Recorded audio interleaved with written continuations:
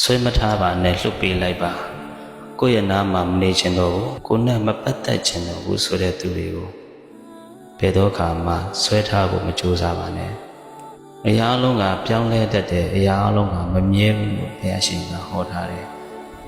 ဒီမမြဲခြင်းအနိစ္စသဘောတရားကိုဆန့်ကျင်လို့မရဘူးဆွဲထားနေအောင်မယ်ဆိုရင်ဆွဲထားနေတဲ့ကာလတော့ဘလုံးမိမိဟာပူလောင်ခြင်းတွေစိုးရိမ်ခြင်းတွေနဲ့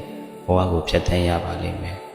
ဘယ်တော့မှငါနာကထွက်ခွာသွားမလဲဘယ်တော့မှငါကိုဆုံးပြတ်သွားမလဲဆိုတဲ့စိတ်နဲ့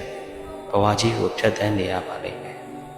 ဒါကြောင့်အနားမှာမနေချင်တော့ဘူးကိုမရှိလဲဖြစ်တယ်ဆိုရင်အဲ့ဒီသူတွေကိုဆွဲထားနေပါတော့နဲ့လွတ်ပေးလိုက်ပါဆွဲထားနေရပြီဆိုကြတဲ့ကကိုနာကရုံးထွက်ခြင်းလို့ပဲကိုကဘယ်လောက်ထိဆွဲထားနိုင်မှာလဲတတ်သွားခြင်းတဲ့သူကတော့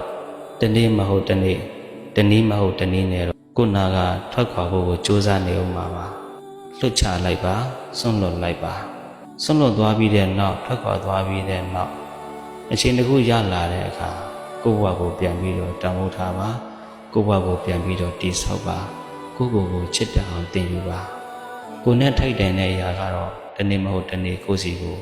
မလွဲမသွေရောက်လာမှာဖြစ်ပါတယ်ဒါကြောင့်ကိုယ်မလိုချင်တော့ဘူးဆိုရင်ပင်ပန်းခံပြီးတော့ဆွဲထားမနေပါနဲ့လွတ်ချပေးလိုက်ပါလွတ်ချပေးလိုက်မယ်ဆိုရင်သူလည်းပဲလွတ်လပ်သွားတယ်လို့ကိုယ့်ရဲ့စိတ်အစဉ်အရလည်းပဲလွတ်မြောက်ခြင်းတွေကကိုယ်စီကိုရောက်လာမှာဖြစ်ပါတယ်